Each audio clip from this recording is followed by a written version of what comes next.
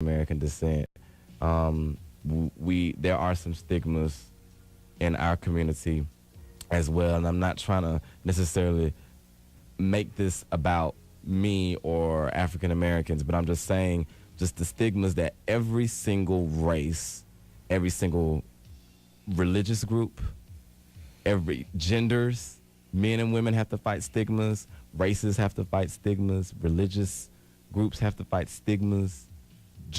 Wherever you are on the map, geographically speaking, you have to fight stigmas.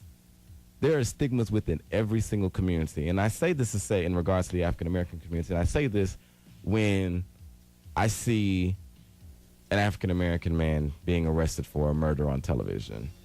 If I see him on the news, I don't look at him and say, oh man, I know a lot of African Americans get discouraged because they look at that and say, oh, see, people see that and that's why people think that way about us because of what they see on the news. No, you all, that was just one person. That one person decided to do something stupid and go kill somebody. And do you know why I think that way? First of all, I work in this industry, this media, news, and entertainment industry. And believe me, one thing that I can tell you is that there are millions and millions of stories that do not make it to the news. Millions. There are millions of people who die every day. They are killed every day, and the story does not make the news. News programs, whether you believe it or not, they're just like regular programs. They need ratings.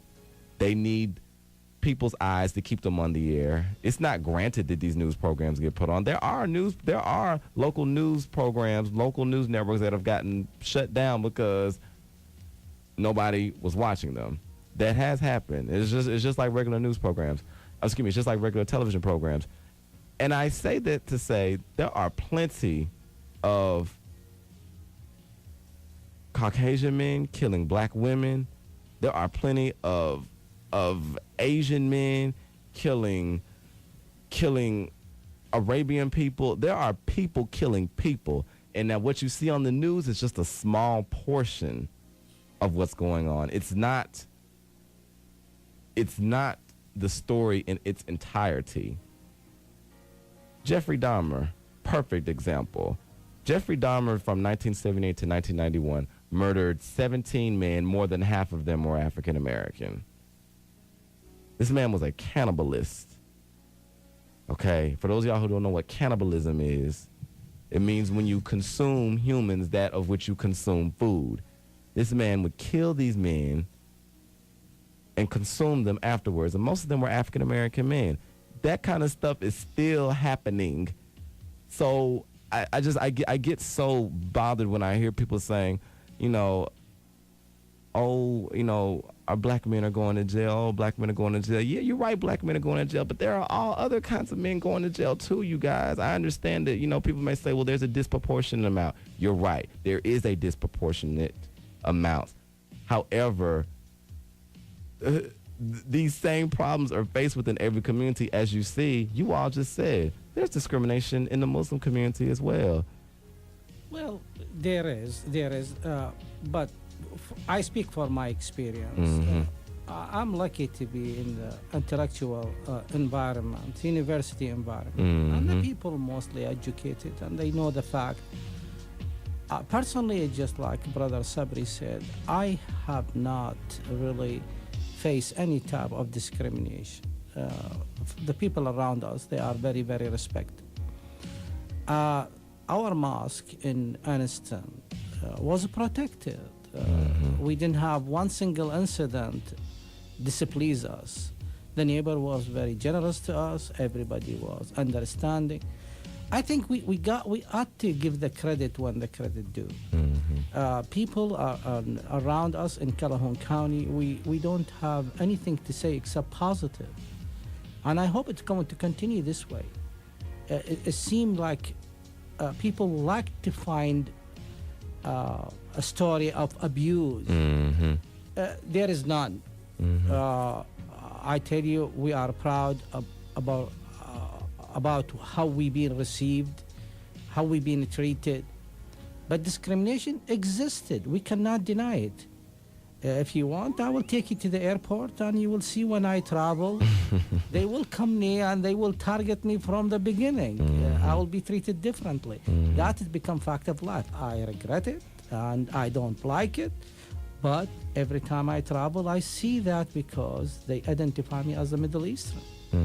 So you are Mr. Random. Mr. Random, yeah. Mr. Random. Yeah, and my friend, when we travel with my colleagues, sometimes we go to conference. I make a joke and I said, "May I carry your luggage?"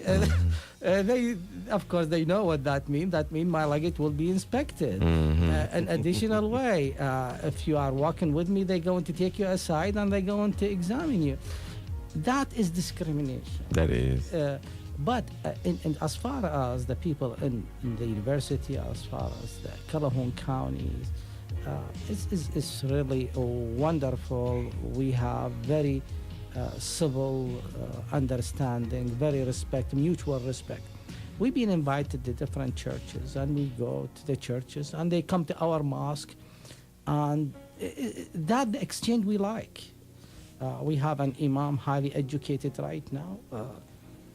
Brother Haq sitting here, and he is leading us to that aspect of exchange information, talking. When the people know the fact who we are, they become on ease, and they will be like you were very surprised to learn about Islam today. I'm sure your listener will be surprised to learn in a pleased way, because we don't want it to be associated with the people they have outrageous belief. And we don't either.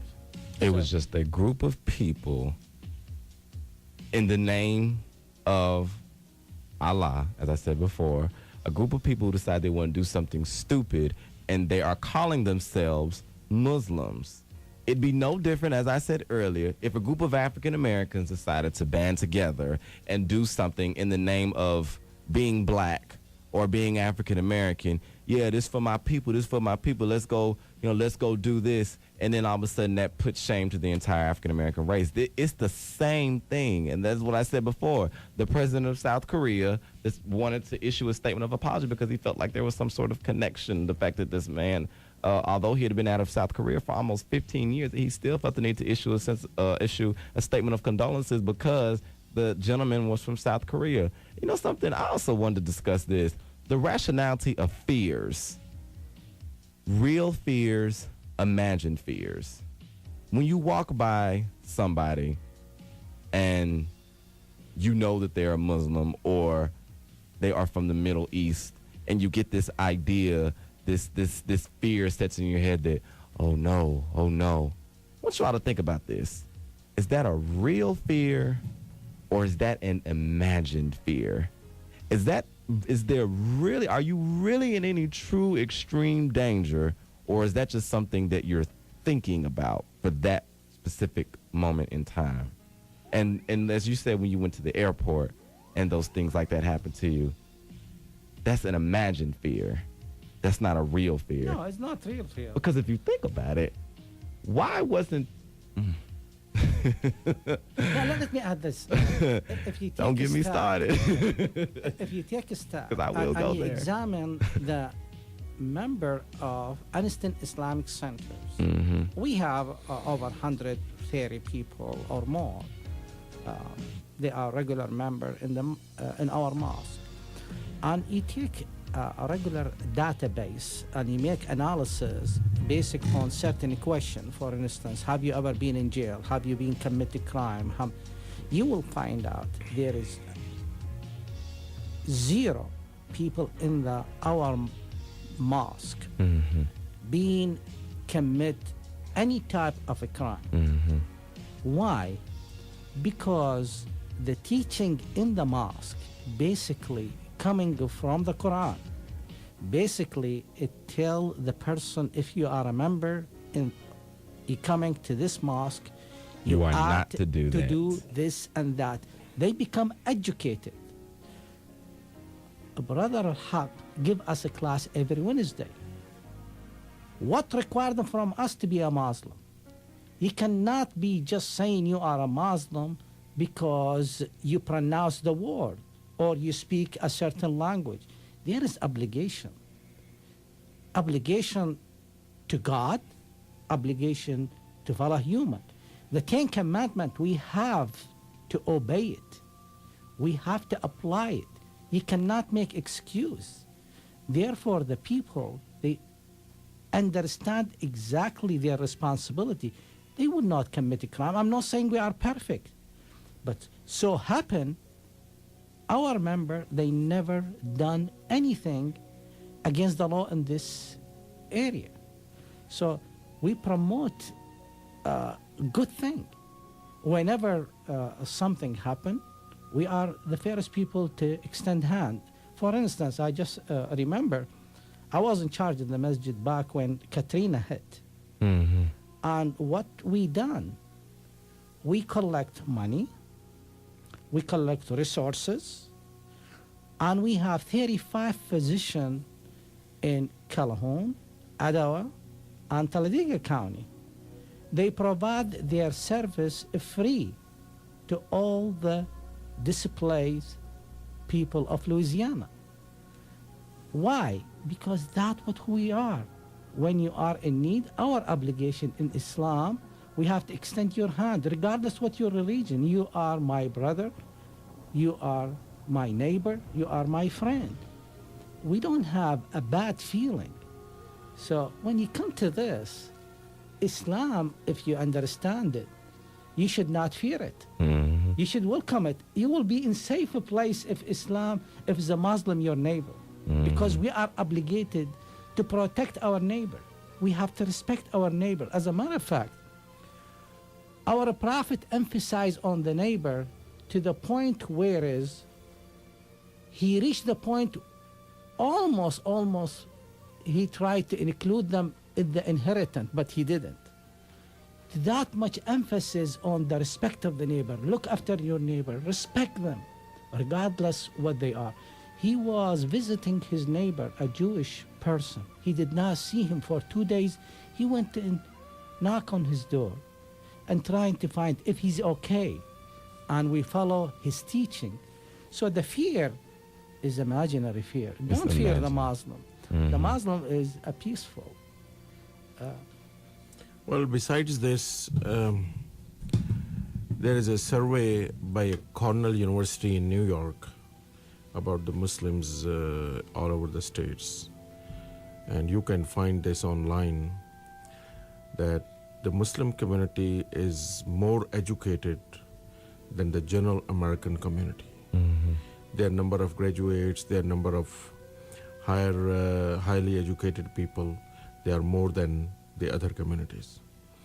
Besides this, the Muslims are performing very important, very sensitive, very significant positions in this country. They are contributing in the progress and the development of this country. Can you just imagine that just in a little town like Anniston, there are more than 20 physicians and surgeons that they are Muslims? Yes. Just I've had many doctors to imagine that were Muslim. about the Birmingham, Huntsville, Yes. Mobile. Yes. I tell you that if all the Muslims leave Alabama, there will be a health Huge. emergency in Yes. Alabama. Yes, there would. These Muslims are the one that they are treating, taking care of the health of everyday of general Americans. And they are the one that the people in reality are depending on them, taking their medicines and getting healthy. And not only this, look at the NASA, look at the US Army, and they are playing their role. The fear that comes mainly, I think, is because of ignorance. Mm-hmm. Ignorance. And ignorance is the enemy. Mm-hmm. The more we learn about it, there is another survey that was published in USA Today, and it was copied by all other newspapers, that what general American thinks about the Islam and Muslims. And they said that those people that they have some kind of personal contact with a Muslim, their their response was positive about Islam. With compared to those that they have not met a Muslim in their life, they were negative because they have scared. taken it from the fear and from not personally any experience from what kind of people are Muslims. And I think if, as you mentioned, that you opened up the Quran and you read a page, The first page. I would say that Very if inspired. if I'm a student of world religions, I